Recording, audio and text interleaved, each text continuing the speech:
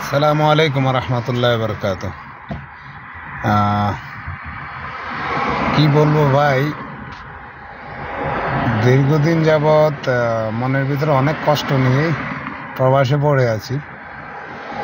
তার ভিতরে হচ্ছে বাংলাদেশে কোঠা আন্দোলনকারীদেরকে নিয়ে কিছু কথা না বললেই নয়। ভাই, যদি আমার কথার মধ্যে যদি কোনো ভুল ত্রুটি হয়ে থাকে তাহলে সবাইয়ের কাছে অনুরোধ, ক্ষমা দৃষ্টিতে দেখবেন। ভাই, কোঠা আন্দোলনকারীরা যদি রাজাকারের ছেলে বাচ্চা কাচ্চা হয়, ফ্যামিলি হয়, তাহলে আমরা যারা রেমিটেন্স যুদ্ধে আছি আমরা কি?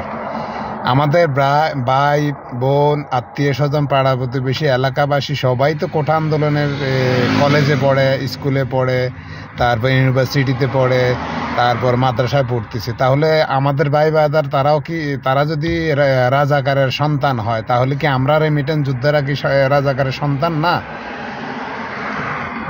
এটা কোন যুক্তিতে সরকার বা সরকারের নেতা কর্মীরা বলে যে কোঠা আন্দোলনকারীরা হচ্ছে রাজাকার? তাহলে আমরা রেমিটেন্স যোদ্ধারাও তো হচ্ছে রাজাকার। তাহলে আমরা রেমিটেন্স দেশে দেব কেন? আমরা কেন দেশে রেমিটেন্স দেব? সরকারের যে নেতা কর্মীরা, যে আমলা কামলারা যে কথা বলতেছে, এগুলা যে এই কথা ওই পুরা দেশ জাতির কাছে ক্ষমা চাইতে হবে, না হলে আমরা প্রবাসীরাও এর বিরুদ্ধে রুখে দাঁড়াবো ইনশাআল্লাহ। কারণ বাংলাদেশ সরকারের কাছে অনুরোধ, অতি শীঘ্রই যারা মারা গেছে তাদেরকে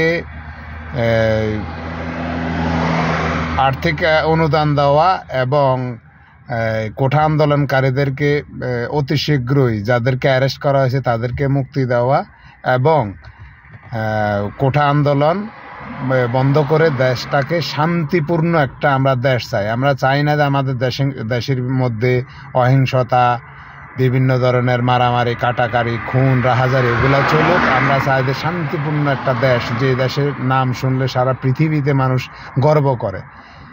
আমরা চাই এটাই, যে বাংলাদেশ সরকার যাতে এগুলা সব কিছু নিয়ন্ত্রণ করে। আর উনি যদি নিয়ন্ত্রণ না করতে পারে তাহলে ওনার ক্ষমতা ছেড়ে দেওয়া উচিত, অন্যজনকে ক্ষমতায় বসানো উচিত। কারণ উনি যখন মানুষের জীবন সেভ করতে পারবে না, মানুষের লাইফের কোনো দিতে পারবে না, গ্যারান্টি দিতে পারবে না, তাহলে ওনার ক্ষমতা থাকার চেয়েও না থাকা অনেক ভালো।